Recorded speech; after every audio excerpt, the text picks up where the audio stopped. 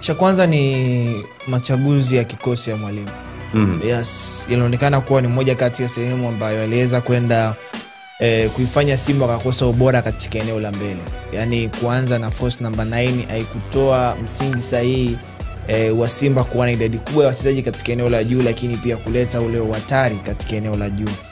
Though nafikiri aliingia kama surprise kwa upande wa Petro Atletico di Luanda, kwa sababu alihitaji wachezaji wengi katika eneo la kiungo, alihitaji wachezaji wengi ambao wana uwezo wa kushambulia nafasi katikati na pembeni mwa uwanja, lakini pia ambao wapo hatari sana katika eneo la kushambulia zile space, na wakiwa na mpira mguuni wawe na kasi ya kushambulia nafasi. Budo Mutale, Elim Panzu, Morris Abraham, wote na Neo Maema. Kwa hiyo unajaribu kuangalia ni kama alihitaji idadi kubwa ya wachezaji, lakini wachezaji ambao wana ufundi na mpira mguuni, then ni pasa wazuri, then ni runners. Kwa hiyo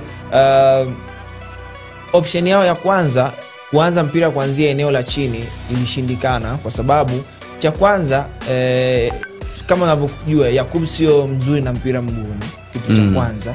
Then kitu cha pili, pressing ya Petro Atletico di Luanda ilikuwa katika high line. Yaani hata wale ma center back wao walikuwa karibia na mstari wa katikati. Kwa hiyo walikuwa wanawapin Simba katika nusu yao. Ni either Simba tupe mipira mirefu ambayo mwanzoni ilikwenda kudondokea kwa kipa wa Petro Atletico di Luanda au ma center back wake, au Simba atumie wide players, yani wachezaji wa pembeni. Na ni either wale wachezaji wa pembeni ni Budo Mutale pamoja na Elim Panzu wa switch kwenda pembeni kuifanya back 3 ya Petro Atletico di Luanda iweze kwenda kuzuia eneo kubwa la uwanja, then nafasi ziweze kwenda kutengenezeka. Na hapo lazima Neo Maema pamoja na Morris Abraham kuongeza idadi ya wachezaji eneo la ndani. Kwa hiyo walikutana na game ambayo ni tough kweli kweli. Sometimes ulikuwa unaona pia hiyo approach yao kutumia long balls ilikuwa inafanikiwa, kwa sababu kuna chances ambazo zilitengeneza kipindi cha kwanza. Morris na goli akakosa nafasi kubwa ya game. Then kipindi cha pili pia Elim Panzu na goli akakosa. Lakini unajaribu kuangalia chances ambayo Petro Atletico di Luanda walipata, kwa sababu unaangalia minded ya Petro Atletico, hata wakiwa na mpira hawarakishi kabisa. Wanapasiana taratibu. Yaani hakuna haraka yoyote, kwa sababu walilenga kuvuna alama moja katika uwanja ugenini. Lakini kipindi cha pili baada ya kuingia Gilberto pembeni mwa uwanja, ni kama kaongeza ile kasi yao.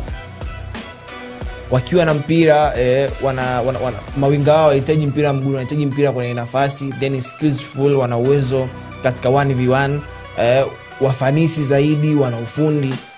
Ndio hata kipindi cha pili tukamwona Beni ambaye before game nilimwongelea kuwa ni mmoja kati ya mchezaji hatari zaidi. Space zikaanza kufunguka, kwa sababu nao Simba nao walifunguka kusogea katika eneo la juu. Sasa kufunguka katika eneo la juu kuingia kwa Soa pamoja na Jean Chaze hao, maana yake kulikuwa kuna space between the line.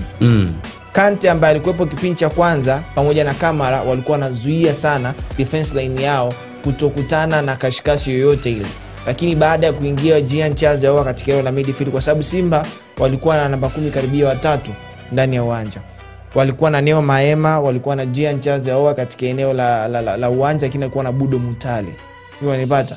Then akaingia Jonathan Soa, akaingia Steve Desemukwala, ambao hao wote wana uwezo wa kushambulia katika eneo la juu, lakini timu isipokuwa na mpira Simba walikuwa wako wazi sana. Na goli ambalo lilitokea, unajaribu kuangalia hata Beni wakati wana path through mstari wa katikati wa kiungo cha Simba, kulikuwa kuna mtu yoyote ambaye anamfanyia pressing, kwa sababu wote walikuwa wameondoka. Kwa rahisi sana kuikuta defense line ya Simba ikiwa ipo wazi sana. Na hata sio chance tu ya Beni, kuna chances ambazo Petro Atletico di Luanda walizipata.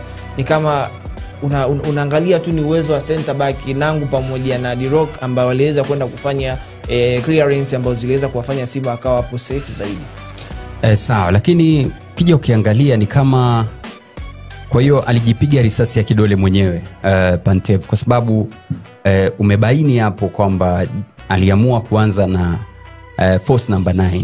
Hakukuwa na striker ambaye alianza katika ule mchezo, striker ambaye ndo jukumu lake kuweza kufunga. Mutale akianza pale mbele, lakini Maema, Abraham na Mpanzu. Ni kama alijipiga mwenyewe risasi ya kidole. Maana chances zilitengenezwa, lakini kuwa clinical na kuzimalizia ilikuwa ni ngumu. Kuna pasi moja niliona Abraham amepiga bonge la pasi, kamkuta Elie Mpanzu katika eneo zuri sana, alifanikiwa kuweza kuwa mtulivu, akawapita mabeke pamoja na goalkeeper, lakini umaliziaji ukawa mbovu. Lakini kama angekuepo pale labda let's say Mkwala tunavyomjua na miguvu yake, kwanza asingehangaika na hiyo kuwapita sijui mabeki, angeshoot. Lakini tunaona kuna baadhi ya chances kweli walikosa Simba. Inawezekana ikawa ndio sababu. Inaweza kwa sababu kuna muda mwingine unaangalia ni ngumu sana kwenda kupunish kwa Pantev kwa sababu timu imetengeneza nafasi. Kama ni nafasi wametengeneza, kama timu imetengeneza nafasi moja kwa moja, unaangalia manake wanahitaji kuwa na mtu ambaye atakuwa ni iko clinical kabisa. Je, wale ambao nafasi imewaangukia, Morris Abraham alihitaji tu kuhit the target. The same kwa mtu kama Elie Mpanzu, hit the target kwa sababu ni wewe na goli.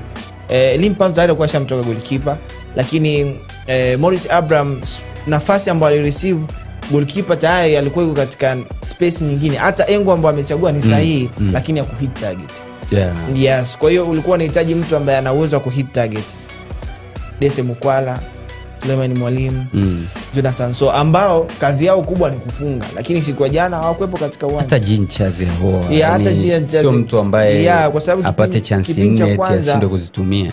Kuna fouls zilikuwa zinatokea nje ya box ambazo ulikuwa unaona maybe Jean Chaze wangekuepo kuna kitu ambacho kingeweza kutokea.